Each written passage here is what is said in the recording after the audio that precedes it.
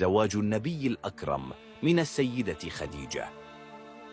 لا تزال السيدة خديجة رضوان الله تعالى عليها حتى يومنا هذا شاهدا حيا على كل نساء العالم، بعد أن كانت خير عون وسند للنبي صلى الله عليه وآله في كل مراحل حياته، لا سيما تلك التي كانت تغص بمشاكل وأعباء الرسالة، إذ عاش أياما مرة لم يسلم خلالها من حقد مجتمعه ومحاولاتهم المتكررة لإفشال مشروعه السماوي.